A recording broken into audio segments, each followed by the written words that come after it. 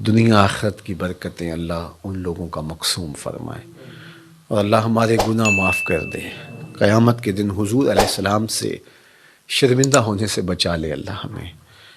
حقیقت میں ہم اگر دیکھیں اپنے آپ کو تو ہم کچھ بھی نہیں کرتے، اور مجھے وہاں کھڑے ہو کر کے کتنا عجیب لگتا تھا کہ امت سسک رہی ہے، یتیم تڑپ رہے ہیں، بیواؤں کی سسکیاں اور ان کی آہیں ان کے اندر ہی جذب ہو رہی ہیں، حوصلے کے ساتھ کھڑی ہیں کہ یہ وقت کاٹنا ہے۔ خیمہ بستیوں کے اندر ہر طرف درد ہی درد پھیلا ہوا ہے، اور آسودہ ملکوں کے ہم لوگ یا تو عیش و عشرت میں مبتلا ہیں یا ایک دوسرے کی پگڑیاں پھاڑ رہے ہیں، ایک دوسرے کے جبے نوچ رہے ہیں۔ ہم ذرا دیکھیں ہم کھڑے کہاں ہیں؟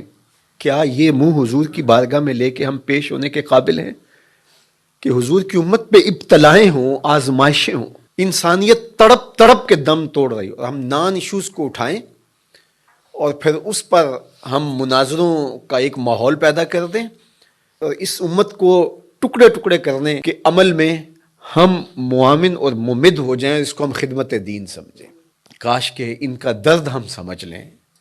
اور اس کے علاوہ آپ اپنے اطراف میں دیکھیں تو کیسی کیسی زندگیاں لوگ کاٹ رہے ہیں، یہاں تھر کے اندر انسانیت کس طرح سسک رہی ہے۔ تو اللہ ہمیں اس امت کے لیے کام کرنے کی توفیق دے۔ میں پھر آپ کو کہوں گا مبلغین ساری زندگی حضور کے نام لگائیں۔ میں یہ نہ سنوں کہ آپ کے دل کے کسی مخفی خانے کے اندر بھی حصول زر کی خواہش پنپ رہی ہو، یا شہرت کی آرزوئیں نشو و نما پا رہی ہوں، اپنے آپ کو کسی سے افضل سمجھ رہے ہوں، کہ آپ سمجھ رہے ہو کہ ہم بڑا کام کر رہے ہیں۔ یقین جانیے گا کہ صحرا کے اندر پڑا ہوا حقیر ذرہ جس طرح ہوتا ہے، میں ان خیموں کے اندر کھڑا ہو کے اپنے آپ کو اس سے بھی کم تر سمجھ رہا تھا۔ میں اپنے آپ سے بار بار سوال کر رہا تھا کہ تم اتنی آسودہ زندگی گزارتے ہو، یہ رسول اللہ کی امت، یہ انبیاء کی اولاد یوں تڑپ رہی ہے، تم نے کیا کیا ہے اس امت کے لیے؟ تم مت سمجھے کہ ہم نے کچھ کیا، ہم نے کچھ بھی نہیں کیا، ہماری اوقات ہی نہیں ہے۔ اگر ہم دیکھیں کہ کس حالت میں حضور کی امت ہے اس وقت، تو اس لیے اپنے آپ کو فنا کر دیں، اپنے آپ کو بالکل نہ سمجھیں کہ ہم کچھ ہیں، اور اپنے اندر کوئی خواہش نہ پلنے دیں۔ یہ سب کچھ دیکھنے کے باوجود کیا ہم ایک آسودہ اور اچھی زندگی کی آرزو کر سکتے ہیں جبکہ حضور کی امت یوں تڑپ رہی ہو؟ اور میں پھر آپ کو کہوں گا کہ یہ علماء کی باہمی لڑائیاں آپس اس میں کبھی بھی حصے دار نہ بنیں، کبھی پوسٹ بھی شیئر نہ کریں۔ خدا کی قسم کیا حضور کے کلیجے پہ گزرتی ہوگی، کیا حضور کے قلب اطہر پہ گزرتی ہوگی۔ یتیموں سے بھری ہوئی کائنات، اور ہم کیا کھیل کھیل رہے ہیں۔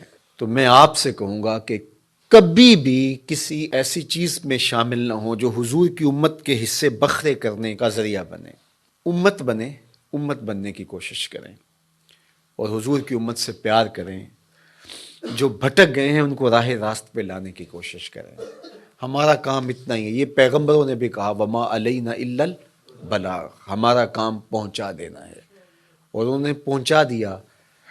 دل میں اثر پیدا ہو، کوئی مان لے، تو یہ اللہ تعالیٰ کی طرف سے توفیق ہوتی ہے۔ یہ مشت خواہ کام آ جائیں حضور کی امت کے لیے، کل حضور علیہ السلام کی بارگاہ میں پہنچے تو شرمندگی سے بچ جائیں، نہ یہ کہ ہمارے بدن میں کسی کا حسد پل رہا ہو، کسی کا بغض پل رہا ہو، کسی کی نفرتیں پل رہی ہوں، کہیں لالچ پل رہا ہو، کہیں تکبر جنم لے رہا ہو، کہیں خود نمائی ہو، کہیں تصنع ہو، کہیں بناوٹ ہو، تو ان بتوں کی پرستش ہم کرتے کرتے ساری زندگی گزارنے، اور جب آنکھیں بند ہوں پھر پتہ چلے کہ سب کچھ برباد کرائے، پلے کچھ بھی نہیں تھا۔